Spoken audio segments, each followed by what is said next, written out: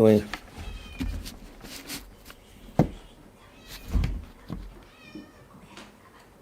Let him yell. Nobody cares. It makes it more folksy. Good evening. We'll start in about 20, 30 seconds. At 7 o'clock sharp, according to Apple phone time. Good evening. It's 7 o'clock here in the northeast of the United States. This is the Tibet Center, Kunchab Tarduling, a Buddhist meditation and study center located in New York City and northern New Jersey. And this is our one of the twice weekly presentations of the Dharma that we give. We are in our parsonage in South Orange, and we're continuing with the study of secular ethics using His Holiness Dalai Lama's book, Beyond Religion, as a base. Does anyone need a book? I have an extra one here. Yeah, I would throw it. You might. All the prayers we say are on the website in the FAQ section. Scroll down to prayers. If there's anyone for whom you wish us to pray for who has passed away in the last few weeks or whatever, including victims of different conflicts around the world, put their names in the chat box, which I don't see, so I'll take your word for it. So at the end, when we say prayer for the spreading of the teachings, for the recollection of the three jewels, rather, people will see their names and pray for them. And that's about it. Again, all the prayers we say are on the website, FAQ section. Scroll down to prayers. We'll start with prayer for the spreading of the teachings throughout the length and breadth of the West. By the force of the blessings of the non-fallacious three precious gems, and of the truth of our pure selfless wishes, may the precious Buddhist teachings flourish and spread to the expanse of all areas throughout the length and breadth of the West. For all the people living here, together with their near ones, who have engaged in the teachings and have faith and respect for them, may all conditions adverse to their practice of the pure Dharma be dispelled, and an excellent collection of favorable conditions increase, like the waxing moon. And especially for those who work on methods to accomplish the flourishing and spreading of the victorious one's teachings, which are the source of benefit and happiness, may they never be oppressed by masses of interference and adverse conditions, and may this spontaneously happen just as we have hoped and wished. The Heart Sutra. Thus have I heard once the Blessed One was dwelling in the royal domain of the Vulture Peak Mountain, together with a big gathering of great monks and great bodhisattvas. At that time, the Blessed One entered the samadhi which examines the dharmas, called profound illumination, and at the same time, noble Avalokiteshvara, the bodhisattva, Mahasattva, looking at the profound practice of transcendent knowledge, saw the five skandhas and their natural emptiness. Then, through the inspiration of the Buddha, Venerable Shariputra said to Avalokiteshvara, "How should those noble ones learn who wish to follow the profound practice of transcendent knowledge?" And Avalokiteshvara answered, "Venerable Shariputra, whoever wishes to follow the profound practice of transcendent knowledge should look at it like this, seeing the five skandhas and their natural emptiness. Form is empty. Emptiness itself is form. Emptiness is not separate from form. Form is not separate from emptiness. In the same way, feeling, discriminating awareness, compositional factors, and consciousness are empty. Thus all the dharmas are empty and have no characteristics. They are unborn and unceasing. They are not impure or pure. They neither decrease nor increase. Therefore, since there is emptiness, there is no form, no feeling, no discriminating awareness, no compositional factors, no consciousness, no eye, no ear, no nose, no tongue, no body, no mind, no appearance, no sound, no smell, no taste, no sensation, no objects of mind, no quality of sight, no quality of hearing, no quality of smelling, no quality of tasting, no quality of sensing, no quality of thought, no quality of mind consciousness. There are no nidanas, from ignorance to old age and death, nor their wearing out. There is no suffering, no cause of suffering, no ending of suffering, and no path, no wisdom, no attainment, no non-attainment. Therefore, since there is no attainment, the bodhisattvas abide by means of transcendent knowledge, and since there is no obscurity of mind, they have no fear. They transcend falsity and pass beyond the bounds of sorrow. All the Buddhas who dwell in the past, present, and future, by means of transcendent knowledge, fully and clearly awaken to unsurpassed, true, complete enlightenment. Therefore, the mantra of transcendent knowledge, the mantra of deep insight, the unsurpassed mantra, the unequaled mantra, the mantra which calms all suffering, should be known as truth, for there is no deception. In transcendent knowledge, the mantras proclaim Tayata Om Gate Gate Paragate Parasam Gate Bodhisoha. O Shariputra, this is how a Bodhisattva Mahasattva should learn profound transcendent knowledge. Then the Blessed One arose from that samadhi and praised the Bodhisattva Mahasattva Avalokiteshvara, saying, Good, good, O son of noble family, profound transcendent knowledge should be practiced just as you have taught, and the Tathagatas will rejoice. When the Blessed One had said this, Shariputra and Avalokiteshvara, that whole gathering in the world, with its gods, humans, Asuras, and Gandharvas, their hearts full of joy, praised the words of the Blessed One. Just a quick note, when he says sons of noble family, it doesn't mean he's an earthly lineage. A noble person is a technical term. It's one who has seen emptiness directly, without a conceptual overlay. So that's what noble means. So it's not socially, it is socially acceptable, that's all. So generating bodhicitta or refuge and bodhisattva vow, we recite these verses 3 times. At the end of the third, and when you do the third one, you're actually taking the vow. The first 2 are like prepping your mind to get used to the idea. All right? With the wish to free all beings, I shall always go for refuge to the Buddha, Dharma, and Sangha until I reach full enlightenment. Inspired by wisdom and compassion, today in the Buddha's presence, I generate the mind intent on full awakening for the benefit of all sentient beings, as long as space endures, as long as sentient beings remain, until then may I too remain to dispel the miseries of the world. With the wish to free all beings, I shall always go for refuge to the Buddha, Dharma, and Sangha until I reach full enlightenment. Inspired by wisdom and compassion, today in the Buddha's presence, I generate the mind intent on full awakening for the benefit of all sentient beings, as long as space endures, as long as sentient beings remain. Until then may I too remain to dispel the miseries of the world. With the wish to free all beings, I shall always go for refuge to the Buddha, Dharma, and Sangha until I reach full enlightenment. Inspired by wisdom and compassion, today, in the Buddha's presence, I generate the mind intent on full awakening for the benefit of all sentient beings, as long as space endures, as long as sentient beings remain. Until then, may I too remain to dispel the miseries of the world. So that's what we're about here, dispelling the miseries of the world. And since we're in the world, dispelling our own miseries. So just to get ourselves in the mood, set the motivation, think of why you came here, refresh your motivation. It should be to relieve your suffering and everyone else's, so you can think of that, or you can just watch the breath for a minute or 2. It's like taking off your street shoes and putting on your comfortable shoes, the mental shoes. Just a minute or so, not longer.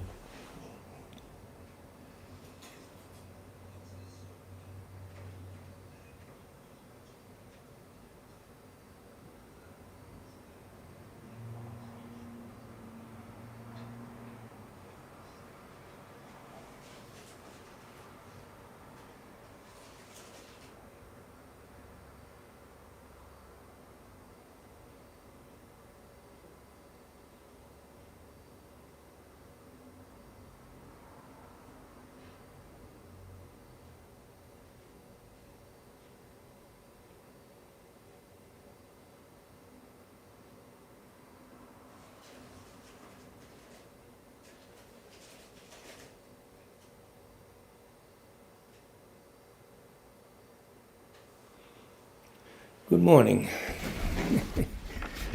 So, Last night I always bring in supplemental material for many reasons. First of all, it's relevant to the main topic. Second of all, to let you know the breadth, the scope of Buddhist writings, just what they're dealing with. This particular book is one of my favorites, so I'm prejudiced towards it, but it's called Quantum and the Lotus. It's the meeting of science and the journey to the frontiers where science and Buddhism meet. The PR department got involved in that, but that's His Holiness says a remarkable book. So it's a dialogue between an astrophysicist, Xuan Tui, who's a professor at University of Virginia, and Mathieu Ricard. I don't know if you know about him, a very stellar monk. He was a graduate of Pasteur University in France. He's a biologist or whatever you want to call him, biologist, I don't know. He's a monk, became a monk. He's called the happiest man in the world. He's given several TED Talks. He's a genius, and he's well accomplished spiritually. He radiates it, and he's very easy to understand. This book was written in French, but very well translated. It's about 20 years old, 22, 20. So anyway, what they're discussing is chaos theory. And the main point here is, can the mind, that your thoughts sitting there, affect anything? Because all we do is meditate. We don't do this, we don't do that. I marked the page. Here it is. He's bringing in chaos theory. If you know about that a little bit, you probably do. You don't, it doesn't matter. Everything's chaotic anyway. Not really. That's the point. So the scientist, I'll pronounce his name properly one day, Trinh Xuan Tuan, Vietnamese. He brings up Henri Poincaré, the French mathematician and one of the pioneers of chaos theory, replied as follows to Laplace's deterministic credo. The whole thing is now, things set, is karma deterministic? It is not. It's more in line with the physicist's idea of probability, rather than it's definitely this, but it's probable that it would happen. And we run the world on probability now. So probably I'm going to get up tomorrow morning. I don't know. So here's Poincaré replying to Laplace. A cause so small as to escape our attention, and a cause could be a mental event. It doesn't have to be like a bridge coming down or something like that. It determines a considerable effect that we cannot help but see. We then say that this was the result of chance. If we knew the laws of nature exactly and the precise situation of the universe at the initial moment, we would then accurately predict the situation of this same universe at some future moment. But even if the laws of nature held no more secrets for us, we could have only an approximate knowledge of the initial situation. If this allows us to predict the future situation with the same approximation, then this is all we need. We then say that the event has been predicted and it is governed by laws. But this is not always the case. It can happen that small differences in the initial conditions create very large ones in the resulting phenomena. He's going to elaborate on this. This is Poincaré's quote. A tiny error in the initial state that leads to enormous error in the final state. Prediction becomes impossible. Exact predictions. So now Tuan says, in this way, Poincaré refuted the postulate at the heart of Laplace's argument that it's possible to know the precise initial conditions of any phenomenon in the universe. We leave out the Buddhist idea of Buddha being omniscient and he knows everything. We're not talking about that now. We're talking normal people, for want of a better word. From the inevitable large or small inaccuracies of the initial conditions and the extreme sensitivity of certain systems to their initial conditions, any attempt to predict the future evolution of these systems is doomed to failure. This is a critical tenet of chaos theory, which has become an important complement to physics in an attempt to understand our world. And he talks about how Newton missed the point, but it's not his fault, blah, blah, blah. So I'm skipping to page 151 now. This is Xuan still talking. In scientific terms, chaos isn't a lack of order, as in the general use of the word. So it has more to do with the long-term unpredictability.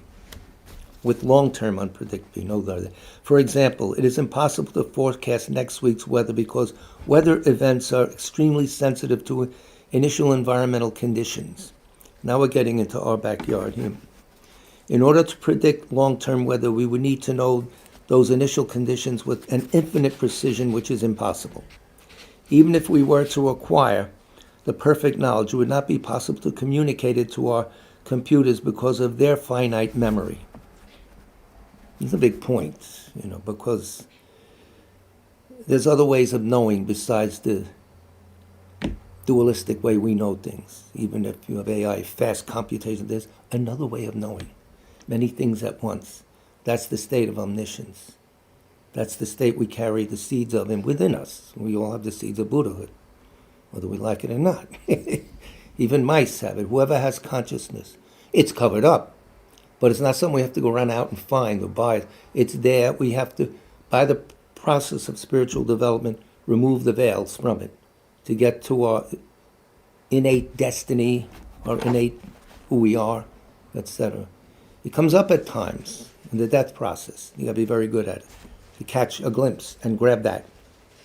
But most people, it flashes by like that. Also in the sleep process.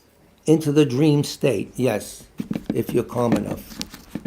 Also, we won't mention sexual union, something. But these are unusual people that have it. First of all, one-pointedness of mind. Total one-point. The mind stays on that thing, that's it. As a result of that, the body gets flexible. When you attain shamatha, one-pointed, calm abiding, it also affects your body. It's pliant. You get the called pliancy, Xinjiang, I think, Tibet, whatever. Who the hell knows that? But that's okay. So there's this different times. We couldn't do it to a computer. It has finite memory. Chaos presents an ineluctable limit on our knowledge. The seeds of ignorance have been planted in the very workings of nature. Why? Why do you think that? Why are the seeds of ignorance planted in the very nature? Seeds. I'll give his sentence. The seeds of ignorance have been planted in the very workings of nature. This is a big thing in Buddhism. Who created this world? We did, by our past actions. We have more power than we think. I would have made the trains run on time. I'm a real Mussolini. No, what? Contaminated karma and Contaminated karma and afflictions. And what is that basically? Misjudging reality. It's out there, I'm in here. No, you are it. You know it all eventually at the point. But that's the point. So, of course, nature is following the people whose karma created this planet and everything else. In other words, you wrote the script, you set the stage, the people you meet, all that. You're playing out now the hand that you dealt yourself in the past by either doing good things or bad things. That's deep karma. Now, can we point these things out? No, don't waste your time. Just know in general the certainty of karma. A bad thing you did in the past, quote bad. Yesterday we talked about relativity of ethics, like the Buddha being covered, right? So a negative thing will produce a negative result in the environment, in the people you meet, in illnesses you have. A positive thing always creates a positive effect. That's an invariable law of karma. Whatever you did, you sowed, you reap. We could put it that way in Bible terms or something. You can't get someone else's karma. No, I transfer my... In theory, you say, I transfer my merit to this person, let them have it. That's an internal exercise. In rare cases, they may be able to be affected by it, but most likely not. But that's it. So understand that the universe as it is our workings. It's not an alienated thing. We created it. So there shouldn't be this feeling of separateness. They're getting at the omniscient mind through all these different avenues. It's not, that's bad, that's why this is that, this is that way, that's all that. Right now we look, it's out there, and I'm fighting it. When the hell's the bus coming? I can't stand it. All that. So, if you realize all the factors that are making the bus late, or making relatives a pain in the neck showing up when you don't want them to, and everything, a mouse in the house, whatever. It's all our doing. So don't blame everybody else. It's your fault. I didn't do it. You. Can you think of an example of someone who, or an entity or a being that doesn't create their own karma? That A person who is free of all those afflictions, a high bodhisattva Buddha. I think a high bodhisattva wouldn't. But they would have come from the same place we're coming from. They're all come from ignorance. Yeah. Even the Buddha. The Buddha was this or that. He wasn't coming out of the mother's There's womb. no being that was just. No, there's a myth that this Buddha that we have historically was already enlightened and just showed up and played out the role of, being born, getting sick, and all this, because the best teaching is by example. And that's why these lamas show up in normal human forms with different attitudes, etc. So in a sense, when people believe in God, let's say, God would be in their eyes or in their mind an example of a being that already attains some sort of enlightenment. Right, and that's very So- necessary for a lot of people. Yeah. You think so? No, I totally, sorry. So I think for some religious people, especially, I know this in Judaism and Christianity, there is a lot of theological debates of like, how could God have created something and not be the thing that he created, basically, right? Like, how can it be, let's say he, right, just to make it more common sense, how can he, being God, be above or outside of that? And this is true even for some philosophical schools of mind, pre-Judaism and Christianity, and they really struggle with it, right? They're like, so God is outside of this world. Okay, great, but then who created him to be outside of this That's world? right. Well, there was like another God that created, right? And then Infinite regress. Exactly. Until at least in like more mystical schools of thought, you get to something like Ein Sof, or something that's above, beyond our understanding, basically. Yeah, you could also get off the hook that way. You also could say that, well, the arguments in Tibetan Buddhism are that if God never changes, he's impermanent, he's permanent in this. Well, he creates. If you create, you're Right. changing. Yeah. That's number one. Yeah, exactly. So it's a necessary thing for people. They need that father or mother figure, whatever it is, for the time being. Like training wheels. That's why, yeah. But can I ask another question? Sure, you could ask to the class. There's no lama here. So we got to talking about karma because I think you suggested that, if I understood correctly, that karma is the answer for this quote, that there is ignorance, that the seeds of ignorance are all around us. Yes, it's very good. A lot of things you award, but not totally perfect. That's the point. Even when we do a good thing, if we don't understand the nature of reality, we're not doing it with a knowledge of emptiness, Got it. it's good, and it's Yeah. going to give a good result. But with the nature of emptiness, there's no kickback, So it's very good, and it's going to get you a good rebirth, etc., and so forth. So don't say that's wrong. Studying will make it easier for you to study in the future. But when they get tricky, is there's no this, there's no that, and they mean no inherent, Right. no disconnected thing. All of a lot of the words are code words. That's you have to understand. Judaism. I heard a rabbi 2 weeks ago on YouTube was saying that the soul reincarnates. He was saying, and the soul takes on many manifestations. This wasn't your average, plant a tree in Israel rabbi, but a good one, a mystical one. Very interesting. Yeah. It's the same as a mental continuum. What we Buddhists call the mental continuum is similar to a soul, what they call a soul. It's using it as a soul. That's right. Yeah, they would say that. But there's a lot. You have to speak to people who have that panoramic awareness, who haven't had knowledge of ultimate reality. So you have to put in words that proceed this way, that way, and in general. But you talk to people in their own language. Again, why they incarnate as humans that have to go to the bathroom and everything else when they're these divine beings, and can emanate millions of people at once. I don't know. But that's beyond our thing. Yeah, so Tony, sorry, just to go Yeah. back. So you're saying that the point of, or one of the points of chaos theory is to understand that there is inherent ignorance in the condition of, let's say, relative reality? Relative reality is actually nirvana. Same with it. Yeah. The two are intertwined. Yeah.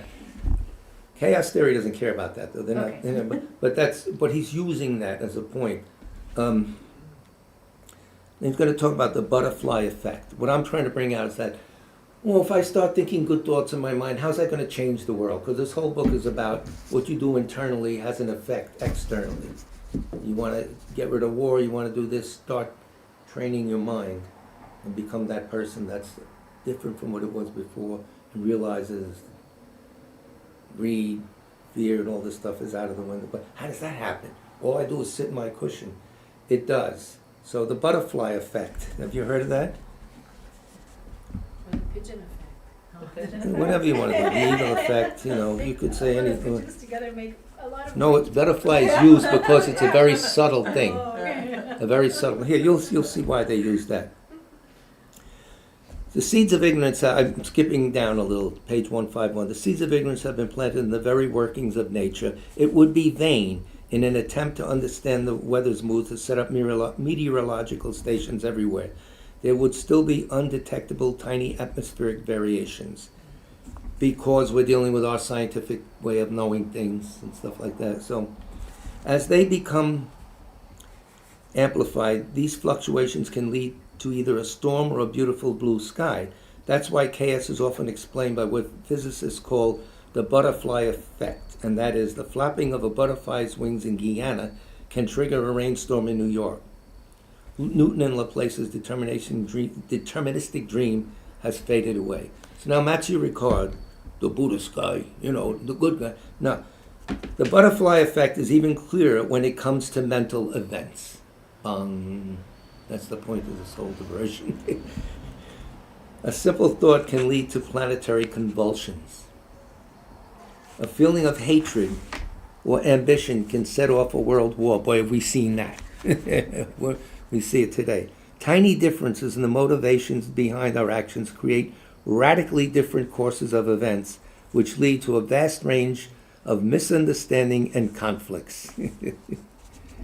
So he's skipping Chaos's work all the time, Swan, but I'll skip him. Matthew further continues. A determinist might reply that if it were possible to know the initial conditions perfectly, no matter how subtle they were, and if we had the necessary computing power, we could predict how a series of events would develop. This is AI's fault right now, if you want to know. But the scientist says, well, but it's our very inability to know perfectly the initial conditions that makes it impossible to predict the future. And Ricard says, yes. Absolute accuracy seems impossible because of the subtle impermanence of phenomena. Subtle impermanence. Coarse and subtle is a big word in Buddhism. You have to get used to that. Which means that no measurement can be truly instantaneous. A measurement occurs in time and can't be absolutely accurate because conditions are constantly changing. On the subtle level, everything changes split second to split second, nanosecond to nanosecond, constantly. You're not the same person that walked in the door. Very technically, you're not. So any measurement made is accurate for that point in time, which is constantly slipping away. Very strange to get your head around this. But again, what we think has effect. So that's all. That's the whole reason we're singing this song. I'm stealing somebody else's lyrics. So, any comments, complaints? I remember when I was a little kid, my father used That to long ago? yeah, he used to tell me tales of people who could use their mind to bend spoons. Like, That's good. The energy of the mind can actually. But we have machines to do that. they can, I mean, they really. can actually change matter. Yes, they say that. Some people are so powerfully, the training of the mind is so powerful. They can. But bending a spoon's no big deal. Yeah, there's whole shows in Vegas about this. Yeah, I know. The guy who could change a fork to a spoon because the way they didn't bring it, now he has value. I think his name was Yuri Geller. Yuri Geller. Yeah, he's an Israeli guy. I Yeah. think they may have discredited, there were talks about it being But- discredited, but who knows? There are people who have control over the elements. They would say. And then when I was little, then I tried to do the same thing and I got a headache. That is so sweet. There's a point they say control of the elements you do with calm abiding, and then you meditate on the form realm, the kasinas they call them. So it's very complicated. I don't understand it.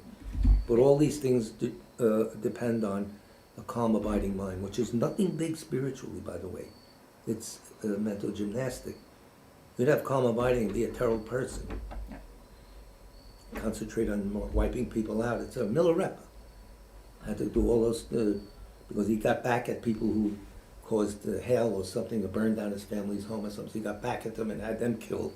Or Collapsed they the Black roof. magic, black magic. Black magic. But, or sorry, more like relative to the topic of war, that they use meditation techniques to train Yes. shooters Oh, God. in the U.S. Army. Yes. That's right. And then there's corporate mind training.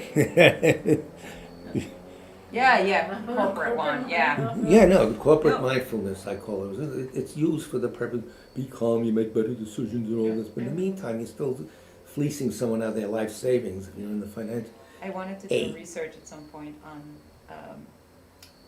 meditation apps, like all the apps for meditation. Yeah, I heard, I haven't. But then I got dealt too depressed with- because it was like. They so- misunderstand the point. Exactly. There's a lot of meditations, it just means familiarity. Yeah. What you hang out with, you become, right? Your mother, don't hang with those people because you're gonna. So, like last night, we said the mind is very clear, like a crystal. You put it on something blue, it suddenly is blue. You put it on red, it's red. That's our mind. It's very neutral. What we come in contact with, it's affected by. What we think, it's affected by. So, I think we ended last night with this song. Oh, I want to make this one quote. We're on page 88 of this. Let me see what time we have. I always watch the clock. I'm not like, I don't know, I'm trained. So, again, we're doing Beyond Religion, guys. Gals, whatever. Animals. His Holiness talking about war. We're ending this little chapter, little section on war. In the remaining year, on page 88, in the remaining years of the 21st century, we must ensure that we do not repeat the mistakes of the past. The only way to reduce the level of violence in our world is for more and more people across the globe to consciously adapt a stance of disarmament. Consciously adapt a mental stance of disarmament. And here's the kicker line, you can make a bumper sticker. Disarmament is compassion in practice. Now this is interesting because the University of Wisconsin has that lab that studies people's brains. Richie Davidson, from Erasmus School, High School, Madras Hall High School in Brooklyn. Anyway, he got a whole bunch of monks together that were really meditators, at least 16,000 hours of meditation. But these are lifetime meditators. Shaved their heads and put fMRI sensors all over their heads, and had them, meditate on compassion. And what part of the brain lit up? The motor part. Compassion, I want to do something. It's not just, yes, isn't it wonderful? All being together is fun. No, they're suffering. I must do something. That section of the brain that motivates you to get off your butt and do some, lights up. It's very interesting. Dan Goldman mentions it in some of his books. They're very interesting. So that's the whole point. So disarmament is compassion in practice. What is required, therefore, is both inner disarmament at the level of our individual hatred, prejudice, and intolerance, and outer disarmament at the level of nations and states. Will it happen tomorrow if we all sit down and meditate tonight? Probably not. I complained that it didn't happen. No, really. But we're adults here. Rather than pouring salt on the wounds we have inherited from earlier generations, we must start to heal our divisions by committing ourselves to dialogue, cooperation, and understanding. And there's this outer solution, dialogue. Hard to do. You have to have intelligent people at least put a lot of things aside to come to the table. Coming to the table is a big deal. As the population of the globe continues to grow, as large nations like China, India, and Brazil race ahead with rapid economic expansion, global competition for natural resources, not just fossil fuels, but also basic necessities like water, food, and land, will inevitably intensify. This was written in 12, I think, so it's already 12 years after. So it is vital that our younger generations, the guardians of our future, develop strong awareness of the futility of war. You guys do, we'll sit here, the old guy. No, that's not right. We can learn from the great achievements of Mahatma Gandhi and Martin Luther King Jr. to recognize that nonviolence is the best long-term approach to redressing injustice. If the 20th century was a century of violence, let's make the 21st a century of dialogue. True, false? What do you think? You need a tissue? We have some. I'm okay. You all right? It's the cat. The cat. I'm not sick, don't worry. I'll have him shot. True Buddhist fashion. No, you have to have a dialogue. We have to dialogue. Buddy, why are you so furry? What karmic events brought you together? So anyway, that's his plea on war, etc. Now he's going to tackle the environment. He also has he's had a couple of conferences he's had. The Mind and Life series, if you heard about them. Every year or so, every 2 years, he brings together scientists, psychologists, whatever, other spiritualists, on different topics. And they have 3 days in Dharamsala, and they go over these things extensively. Some very good scientists, physicists, etc., present papers and stuff. Didn't we have something in Newark, maybe like 7 years ago? No, Newark, I don't. There was something in Newark with His Holiness showed up. He I showed don't up for the remember. museum. No, it was, there was a Rutgers. conference. Maybe No, Rutgers, in no. Newark. And I don't know, remember but Mind Life think it usually was- is done, but Mind Life is all published. Psychologists, I think it was a. Well, every time they have one of those Yeah. things, they publish books, like 19 or 20 of them now. Mhm. He's had them over the years. Yeah, buddy, get over here, now. He's like, don't be, he's trying to get you Chop, on chop. allergies. He knows who's allergic to him. Yeah, I hope you're all right. You want a Benadryl or something? I might have some in the car. All right. So the environment. For several decades, I have emphasized the importance of environmental awareness to our future well-being. It is most encouraging that in recent years such awareness has been increasing, especially among the young, and that politicians are now having to take these issues seriously. They want to get elected.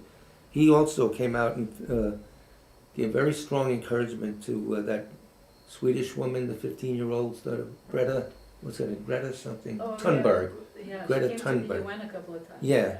He encourages her. He's had her at the Dharamsala. So in the past, when industrialization began in Europe and gradually spread to other parts of the globe, the complex interrelationships of the natural world were poorly understood. We didn't realize pouring chemicals in the rivers was going to have an effect. Nobody thought of that. Same today. They don't care. I mean, how far did we come? Even the fertilizer now, you read about this? Fertilizer that they're using in the Midwest. Darren, go ahead, Darren. That's for you from London. From London. Who's in London? Oh, Queen. No, she's gone. I can't read it, Susan. Oh, Margaret. I can't read. It's too small. I don't want to knock myself offline. Margaret, thanks a lot. I'll read your message later. She wants you to expand on disarmament. On disarmament? Yeah. I'll cut off one on, no. Disarmament, again, we'll come to the basic point. It starts with the mind. Weapons are made by people. Weapons are made by people who think about how we can kill more people at once. And they become indiscriminate weapons. No longer the guy that's shooting at me. Let's get rid of the whole block that he's on. What the hell, or she's on, you know. Yeah, equal. So that's the crux of everything. It starts with the mind. That's where we could at least start the ball rolling. And then, as he said, the antidote to what we have now is dialogue. Dialogue takes a considerable amount of persuasion to get people's minds to change. Not just meditating, but you have to be very good with your rhetoric, with your explaining things, to get them to see how it's in their benefit, it's for their own benefit to start getting rid of these weapons. What are you going to do? Wipe out the whole world? We came to this point with nuclear weapons that didn't stick. They just started proliferating more. Everyone has one now. I remember Rinpoche saying, they will get weapons, they will get weapons. As soon as it's out there, you can't keep them secret. And yes, you can't. So I think that's what the only way. And our behavior out in the world, if we practice sincerely and we're friendly to people, people say, what's this person all about? How come they're not as aggressive as everyone else? They may get the feeling that there's something more than the way they think. Because you point out the way you think, making these weapons, you're in a state of fear. You go, well, the Russians are going to do this, we're going to do that, we're going to do this. This is nuts. It's crazy. So this desire for weapons comes out of fear that we can be wiped out or something. We got to wipe them out. Or you're looking for an answer out there for something that's really wrong with you. That's a collective insanity that we have to, that's what we're up against. And I mean, we're all still got a taste of it in our minds and stuff. We have to get rid of it. That's the only thing I could add. But Margaret, do you have anything else to add? Try and write big. The way my phone's formatting your message, it's kind of tiny. So if you want, you can get a hold of Darren on the phone, or just if you want to elaborate. Okay? How'd you do last night?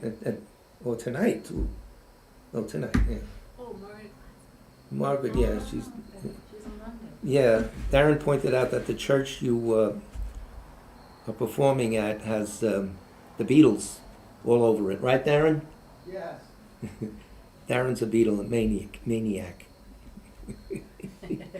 So anyway, that's it. But think about this thing. What causes it? People's anger, people's fear. And that's the answer. That's the only answer. Wipe them out. Join Trump's party while you're at it, whatever he's got going on. It's not the answer. And to do that, you have to bring yourself up to a state of anger. Is that healthy? No. State of fear, state of anger does a wreck to your system, your nervous system, whatever. You don't sleep right. You're not kind to people around you. You start throwing rocks at your wife or husband or whatever. Come on. Not literally, figuratively. But that's it. So it's a big deal. Inner disarmament. That's what he uses. And remember, disarmament is compassion in practice. You start meditating on compassion, etc., you will naturally come to at least a mental idea that this could be done. We can get this done. And just act it out in your life. Whatever you meditate on, become. Isn't it better? I don't know, maybe it's not. You gotta decide for yourself. There's no easy blueprint. You just can't, plug and play.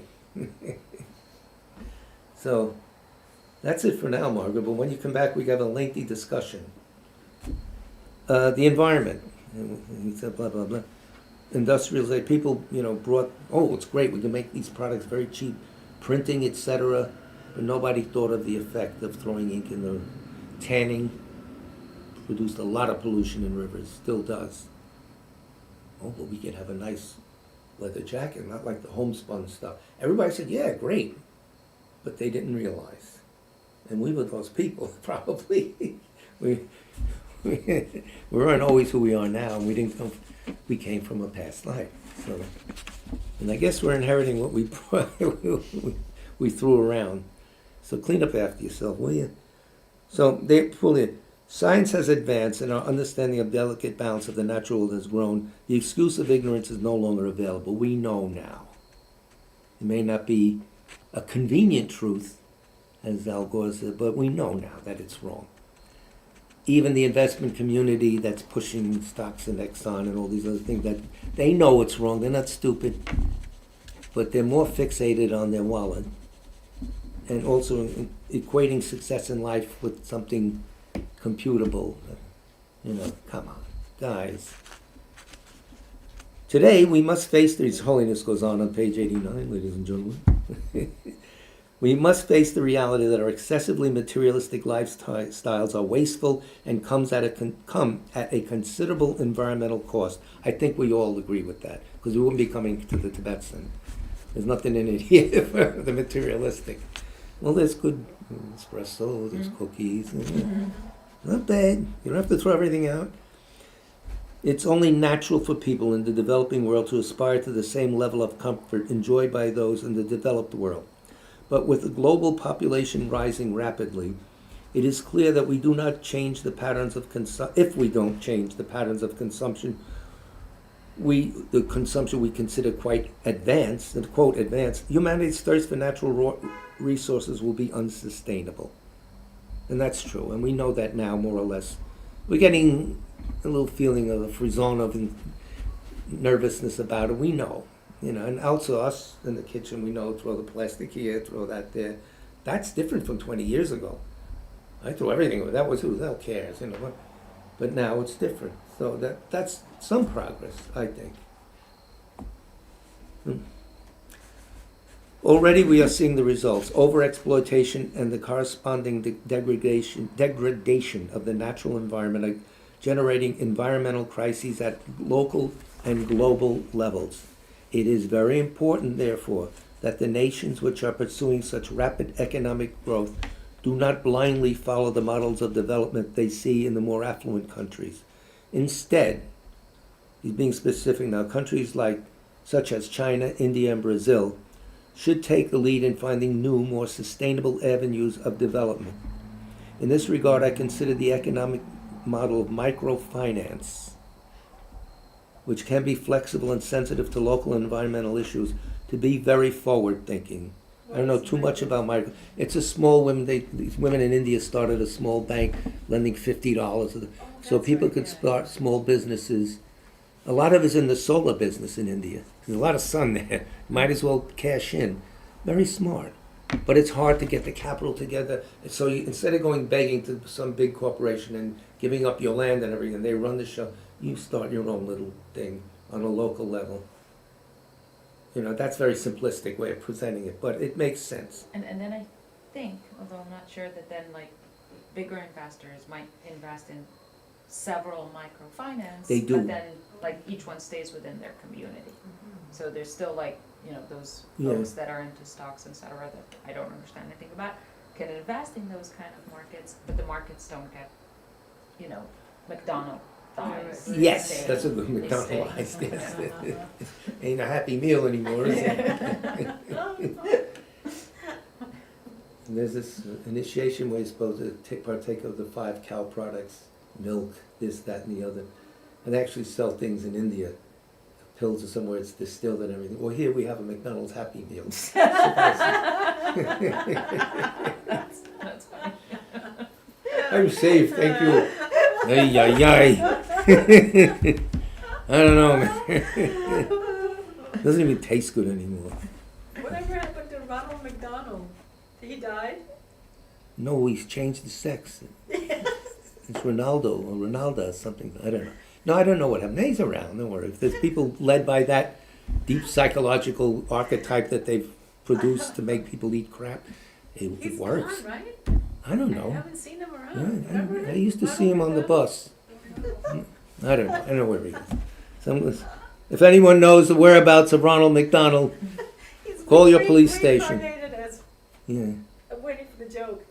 reincarnated as what? A cow? I don't know. A cow in India. He made it. How's that for royalty? Also, you can invest in the GoFundMe is like an outgrowth of that. So you can go online at microfinance and you'll see little people who want $1,000 or $500 from outside sources, nothing to do specific things. A business this woman has to make school bags for kids and stuff like that. It's endless. You can spend hours on it. It eats time, so don't go there. But it's active in India though, that kind of thing, and it's very nice because kids can study at night now, and they so value education there that they use that electricity instead of watching junk to study, run their computers. So that's good. So the climate change challenges posed by the environment require cooperation on a global level. Here we go again with cooperation. Climate change is a clear example. In Tibet, which some environmentalists call the third pole, because the glaciers are so important in the weather systems of Asia, there the glaciation is already being observed and the temperature on the Tibetan plateau is reportedly increasing at a considerably faster rate than that in adjacent lowland areas. Now what comes out of the Tibetan plateau?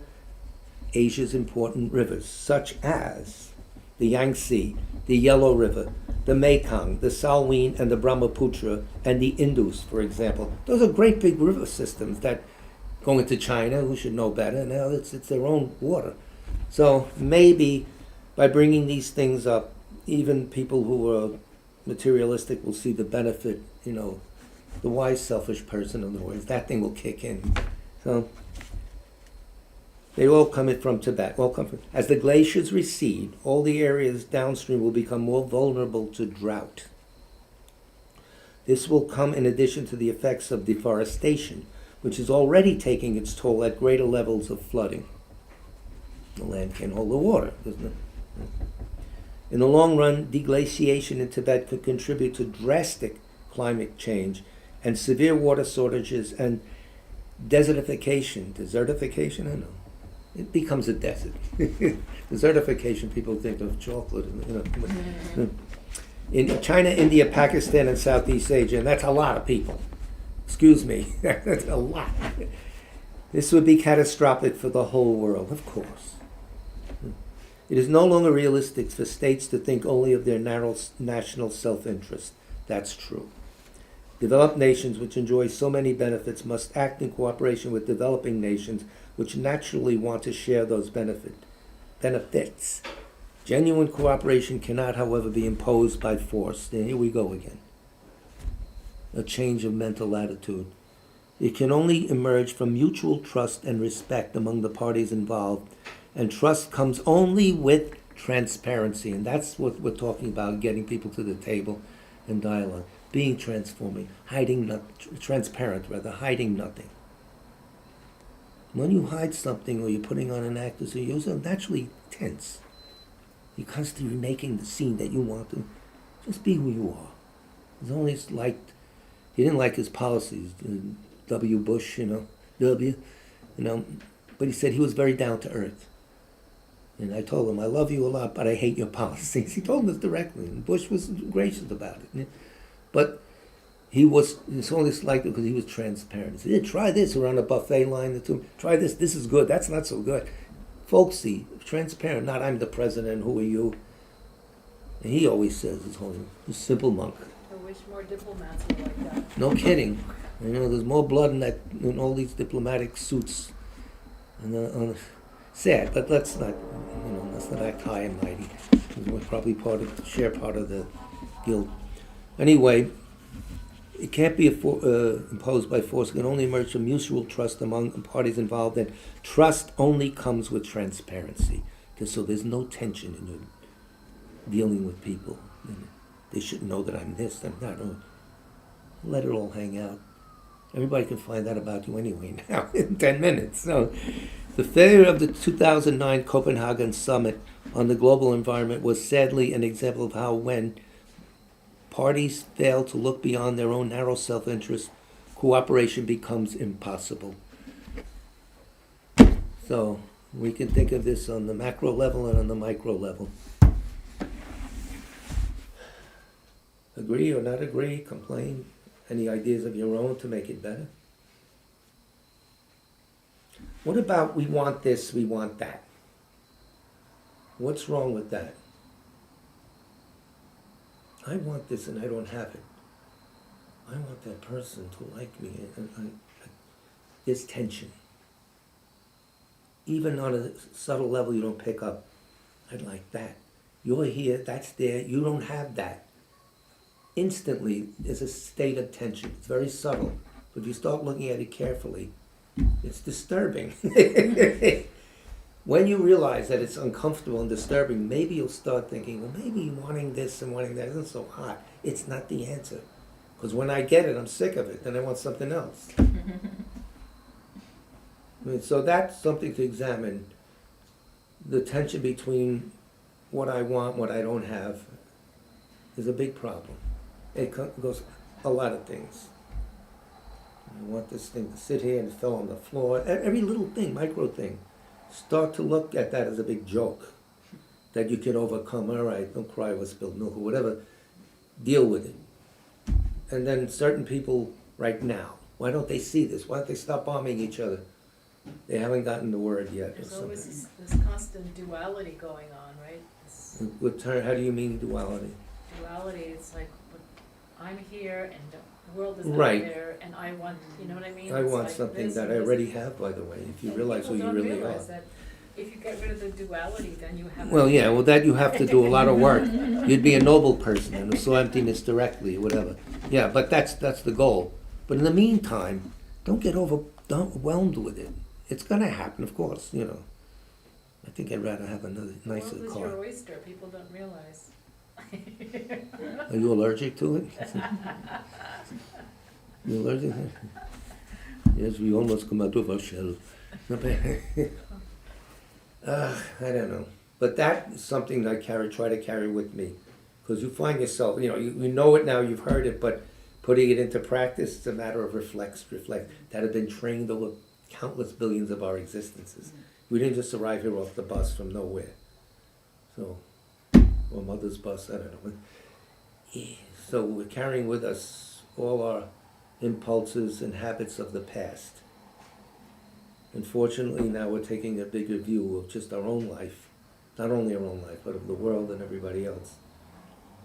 What does Buddhists say? Everyone's been our mother, things like that. Little ideas, and it's true, scientifically. They say it's something empirically true. Empirically. E-M, not I-M. E-M. Empirically true, but it's another way of saying we are connected. And Nikki will go on, we all came here because there's a common cause that we had that's now playing out. Things like that. The fact that we're in this building at this time, etc. In South Orange. In South Orange, of all places. Which is very beautiful. Has been promulgated and now made into law. South Orange is beautiful. Yes. By your It is decree. now. It is. And I remember when I lived in Queens, when fall came, I would walk up and down to South Orange every and back because everything was such colors. I said, this is terrific. Yeah. Yeah. Well, this is especially affluent area, looks like anyway. But we're lucky, so this is Chungla's vision. Thanks, Chungla. Thanks. Any other problems, complaints? So you mentioned about dialogue. I don't remember, sorry, if it was you or in the text. Something about that dialogue requires transparency and Yes. trust. Trust. It requires trust, and trust requires both sides to be transparent. So I find that very interesting also from personal experience Oh, that transparency is really hard actually to achieve, especially if it's one-sided. So as a Buddhist practitioner, how do you deal with that, right? If you're trying to be transparent, but maybe the other side is not being transparent? And you gotta play according to the rules or you get eaten up. Yeah. At school, you probably have to put forward in your job. Right. Play with the curriculum, Yeah. and this. Yeah, there are times when it's necessary, but deep down, don't go with it. No, I'm not talking about myself being transparent. I think I've developed tools to be, I call it like moderately transparent, right? Yeah, So yeah, I like for my understand. students, I would say, you need to do this and this, even though I know, like, actually theories have proven that it's a bit more complicated. We talk about this, like you teach, in the morning you teach your undergrads, that everything is deterministic, and then by evening you teach your graduate students that nothing is deterministic. But that's not what I'm talking about. What I'd like to ask all of you is like, when you're trying to be in dialogue with someone, and you are doing your best to be transparent, but that other side is not, what do you do with that? Well, as a result of you being transparent, you're not in a state of tension. Interesting. And you have the full resources of your mind, your burgeoning Buddha nature mind. So it's easier for you. You'll see it happening, and then you'll calculate, should I just throw him down the stairs? Should I just go along with it, smile? You have to make instant, in-flight calculation there, difficult, but that's most of the world. Yeah. Diplomats are famous. They have all these little euphemisms they use and everything. They're playing a double game. They both know underneath what the guy really means. Right. Yeah. But I think that's wonderful that if you're being transparent, you should stick with that. And if the other Yeah. person is not, they have to work on that. But you can't actually force that person to Yeah. do that. But I think by example, maybe the other person, on a very subtle level, maybe they'll think about or the message or that your transparency will eventually have an effect. But very slowly and very gradually, I think. Yeah. It's situationally specific. Sometimes you know, and in Buddhism, like they'll manifest as this or that. They'll actually be harsh when they have to be and put on a fake. That's not for us. We're not at that high level. But just in everyday business dealings, you go along with it, you know it, but you're not in tension. You're not carrying anything out of that situation that's going to come back and bite you. I should have said this. I did my best. That's it. Let it go. Yeah. It's done and it's never coming back. Let's also don't forget the past isn't coming back. But So- it's a form of strength to be A transparent. big form of Very big, strength. yeah. A very big, and that starts you rolling to being your true self. True non-inherent existence of never mind. Shut up. The party line.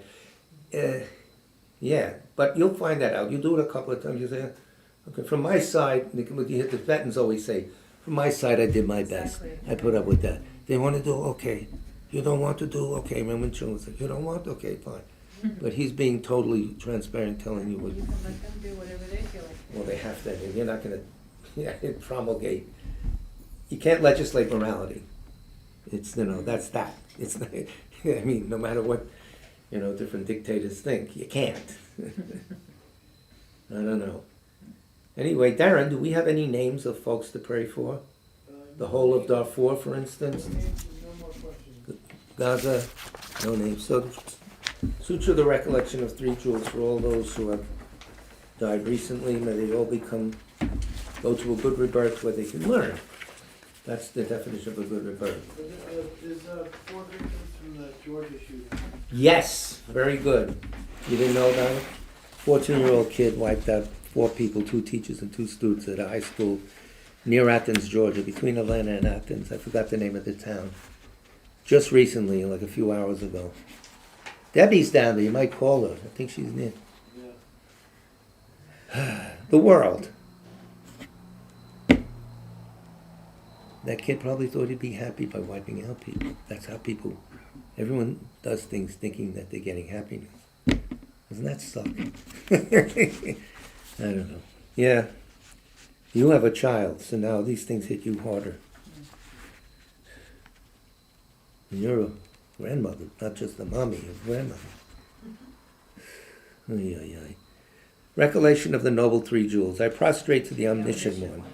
Thus the Buddha, Bhagavat, Tathagata, Arahat, Samyak Sang Buddha, the learned and virtuous one, the Sugata, the knower of the world, the charioteer and tamer of beings, the unsurpassable one, the teacher of devas and humans is the Buddha Bhagavat.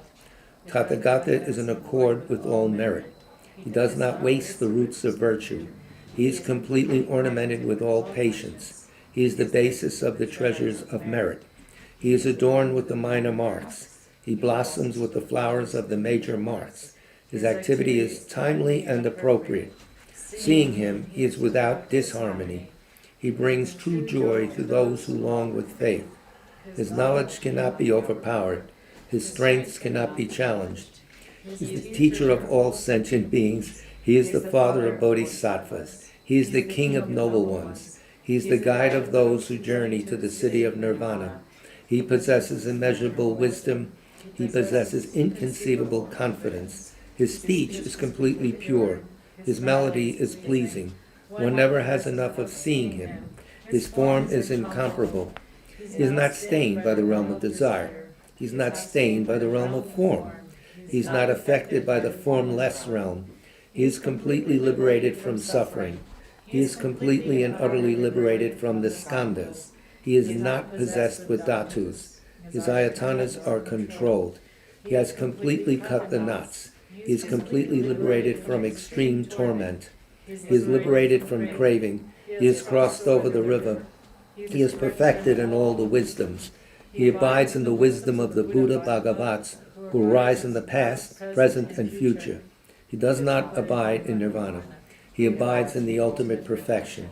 He dwells on the bhumi where he sees all sentient beings. All these are the perfect virtues of the greatness of the Buddha Bhagavat. The Holy Dharma is good at the beginning, good in the middle, and good at the end. Its meaning is excellent. Its words are excellent. It is uncorrupted. It is completely perfect and completely pure.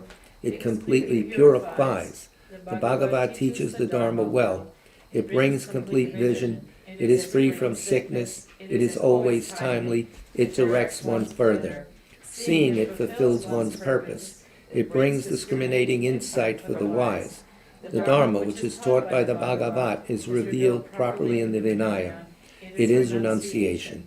It causes one to arrive at perfect enlightenment. It is without contradiction. It is pithy. It is trustworthy, and puts an end to the journey. As for the Sangha of the great Yana, they enter completely, they enter insightfully, they enter straightforwardly, they enter harmoniously. They are worthy of veneration with joined palms. They are worthy of receiving prostration. They are a field of glorious merit. They are completely capable of receiving all gifts. They are an object of generosity. They are a great object of complete generosity. The protector who possesses great kindness, the omniscient teacher, the basis of oceans of merit and virtue, I prostrate to the Tathagata. Pure, the cause of freedom from passion, virtuous, liberating from the lower realms. This alone is the supreme ultimate truth. I prostrate to the Dharma, which is peace. Having been liberated, they show the path to liberation. They are fully dedicated to the disciplines. They are a holy field of merit and possess virtue. Prostrate to the Sangha. I prostrate to the Buddha, the leader. I prostrate to the Dharma, the protector. I prostrate to the Sangha, the community. I prostrate respectfully and always to these three. The Buddha's virtues are inconceivable. The Dharma's virtues are inconceivable. The Sangha's virtues are inconceivable. Having faith in these inconceivables, therefore the fruitions are inconceivable. May they be born in a completely pure realm. May the poor relatives, parents of those children also have their sorrow slowly melt away as much as possible. I don't know. Our thoughts could make that happen. I don't know. But we sure wish it would. Prayer for a swift return. Written by His Holiness Dalai Lama for the return of our teacher, Dr. Chungla Rinpoche. Exalted wisdom of all victors gathered in a drop. Sole refuge manifest in the form of the one wearing saffron robes. Guru Lozang Tubuang Dorje Chan. Please bear witness here today that our prayers may be fulfilled. We beseech the great torch of doctrine, accomplishing from long ago the vast waves of aspirational prayers, Lord of speech of the Victor Lozang's teachings, spreading them to the ends of the earth by means of explanation and practice. Though holding the commitment, I will invite all beings to be my guest in unsurpassed great awakening. Yet you have withdrawn the activities of the form body that serves the welfare of others. Is that worthy of the supreme among beings, the Bodhisattvas? Though impossible for you, till cyclic existence's end, to abandon your commitment to liberate all beings, we beseech the new son of Nirmanakaya to swiftly return from the realm of Dharmakaya, brought forth by bodhicitta drawn by 7 steeds. Having reached the far limits of scholarship, religious life, and goodness, please come swiftly as an unrivaled supreme emanation, full holders of the sage's teachings and wish-fulfilling jewel, return as the glory of Lozang Tenpe, magnificent truth of the 3 precious jewels, Mahakala, Karma Yama, and Sri Matadevi, and the ocean of Dharma protectors. May you spontaneously fulfill our wish, the swift blossoming of the reincarnation's fresh moonlight face. This more or less concludes our formal little class here. We have a White Tara meditation this Saturday at 1 o'clock here in South Orange, New Jersey. You find all about this in our website. Everything's there. It starts at 1, lasts about 40 minutes, and then we have a nice little luncheon of different things. Covered dish, whatever we make here, whatever. Everyone is welcome, Buddhist or non-Buddhist, human or non-human. Spirits, we're all welcome here. Nagas. Nagas, Gandharvas. So thank